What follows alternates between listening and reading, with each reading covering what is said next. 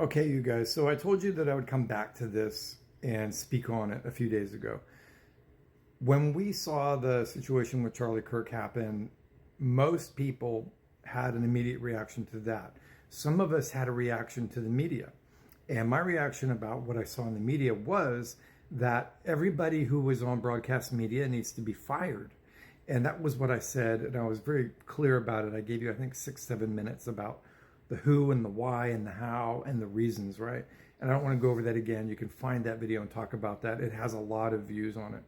But my update today is that MSNBC, CNN, Fox News, Fox News Light, which is what, News Nation, and then, any of the other broadcast stations. And I want to be easy with the local news because I've noticed, because I watch some local news not in my own area. I watch my local news in my area, which is the Coachella Valley, and I watch local news around the United States because, Tubi and Roku and all those people, they give you that ability, right? That's one of the abilities of these kind of new media models that they have out there. So you can go watch like local news in Pittsburgh or Memphis or Boise or Anchorage or whatever, and it's great. I actually love it. I love catching up on places where I used to live or where I have family and I can see their news too.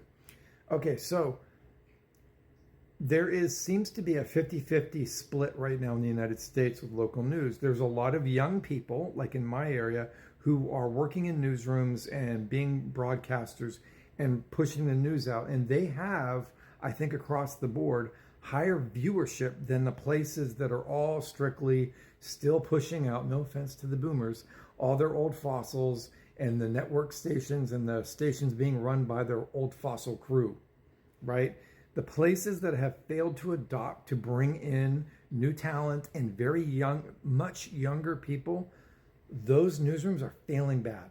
And it just seems like a no-brainer and a business decision that if I were in charge of any of these businesses, I would immediately be really evaluating anybody in their 40s to let them go.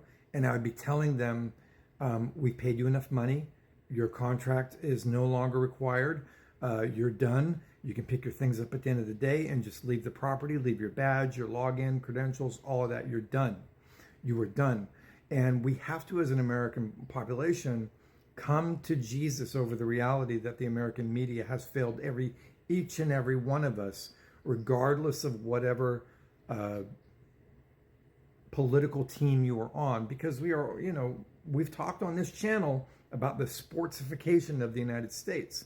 My team versus your team, red team versus blue team, right? And there's some of us that have been registered independents our whole life. We've really tried to stay above it and be objective, looking at the insanity.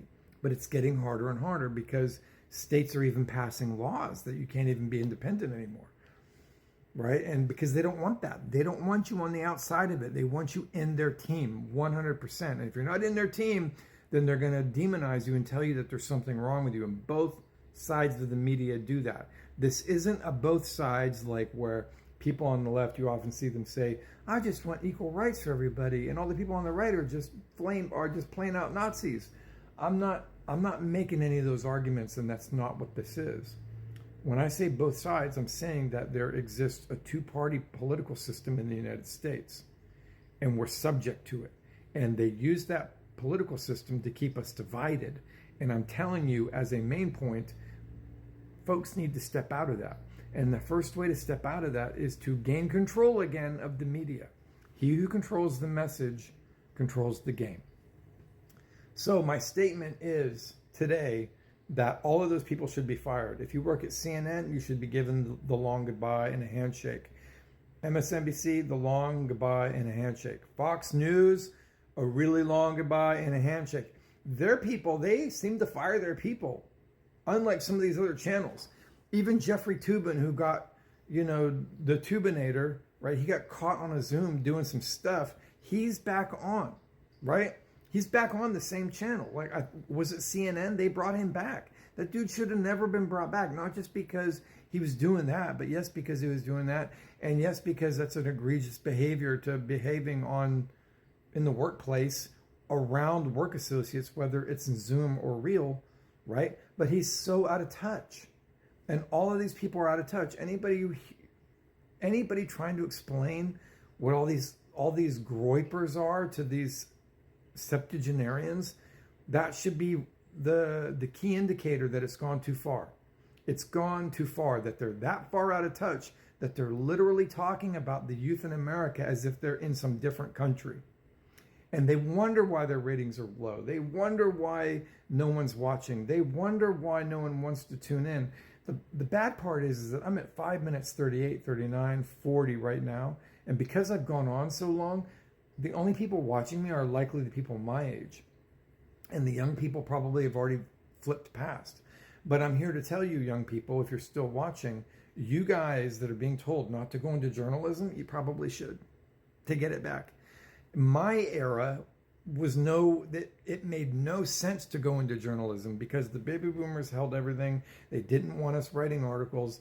I was told many times, and where I was at, no, we don't want you writing negative opinion pieces and negative exposés about baby boomers. I literally presented those ideas, and because all the editors and the chiefs of staff and the people that ran the place were baby boomers, they were horrified that I would even come up with such an idea. As a Gen Xer, they couldn't recognize that there was a reason for these kind of voices. And this was like before even Fight Club came out, right? Fight Club being, it was the funny movie before it was the unfunny movie about Gen Xers being the forgotten generation or the lost generation and pushing back on the boomers. And then the ending, remember, had such a close parallel to 9/11, it became oof. And then now everybody says it's just a misogynistic kind of hate piece. I get it, right? We see things differently over time. But what it was intended was a commentary on the boomers. And, years later, here we are. So now, so we had no power. Gen Xers had really no power in the camps of in being effective truth speakers in journalistic spaces. You guys all have an opportunity to do that now. You guys have an opportunity to go out there and speak truth to power in ways that kind of was, handcuffed for us. So, that's another statement. But all of those people in mainstream media, they all need to be fired. And the reason why I made this is because I apologize I'm going on so long, but the people that run the newsrooms in the back, in the back off screen, and the people making decisions about what material gets on and who's red lighting and who's green lighting, those people need to be fired too in order to affect change. Because you can't have a bunch of kids just sitting in front of a camera with a bunch of like decrepit boomers and silent G's in the back calling the shots. Then nothing has changed. So people need to actively go against and push back the system. And the funny thing is that I probably wouldn't find anyone that would speak out against me and saying I'm wrong, not at the White House, not in the Democratic National Party. The only people that would push back on me, that would say that I'm wrong, are the people who are boomers who are holding those jobs right now, and the people that are trying to get through to, fill out their 401ks more, or their investment portfolios that are in their 40s and 50s and early 60s that want to keep those jobs. But people like Andrea Mitchell and, forgive me for saying this, but one, I like Nicole Wallace, but it's time. And, even Rachel Maddow, it's time.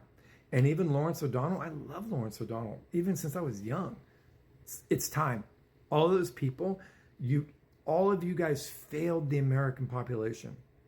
And you don't want to come to terms with it. Because you see what we have now. And it's because you guys were in charge when that happened. So we need to have a complete change. Food for thought. There you go.